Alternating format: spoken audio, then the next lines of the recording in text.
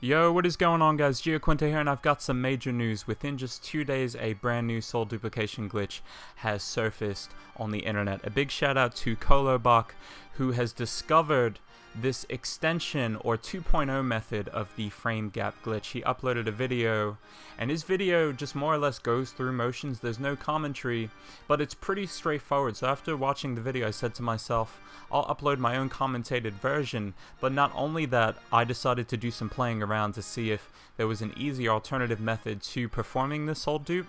And there is another method that I came up with to give you more timing with this. You're more or less confusing the patch that just came out, that patched the gap that you had to work with when you would go ahead and try and dupe your souls and your items. I'm going to try and explain this to the best of my ability, but before I go ahead and do that, I want to give a big shout out to the YouTube user Sunbro. Commented on my previous video making me aware that this was a thing, and with that I was made aware and I'm able to upload this version for you guys, just explaining things through. And I'm going to include Kolobok's original version in the YouTube description as well.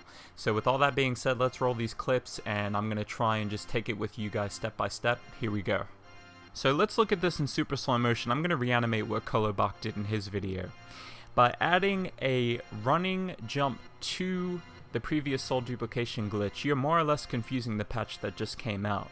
So what you're going to do is, again, you're going to do a jumping roll. And as you're in mid-air, that's when you're going to hit the start button. As you're rolling, that's where the patch is getting confused. So as you roll, you're going to hit select and start on the item you're trying to duplicate. If you did it right, you'll see use selected item to the upper left and the window will quick flash to the upper right. You will then go to your consumable, and in its place it's going to use the item you are trying to duplicate. In my case, that is the soul of Ornstein. So now let's look at that again in quick motion. So the first time I messed up, the second time I get it right. So again, I would hit start there and then select and start as I'm rolling, because again, that's confusing the game. And as you can see, going over to Estes, I'm using the soul of Ornstein. So now we're going to look at my method. Through playing around, I was able to more or less add additional timing to Kolobok's version. What I'm doing here, I'm using steps to give myself more time to press start while in midair, and then pressing select and start while doing that roll animation on the ground.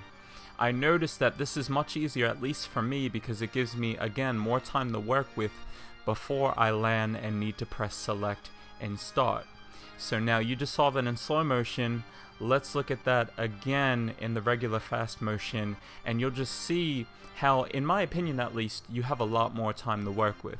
The one thing I dislike about this version that I came up with is the fact that it's situational, because you don't have steps in every location that you're in when playing the game. Kolobok's version you can use anywhere, and it's convenient for that reason. But I do think that this version is giving you more playtime, so again, it's completely preference based. And that's it for the Gap Duplication Glitch 2.0. Definitely feel free to leave a like and spread love not only on this video but Kolobok's video, which once again you can find in the YouTube description.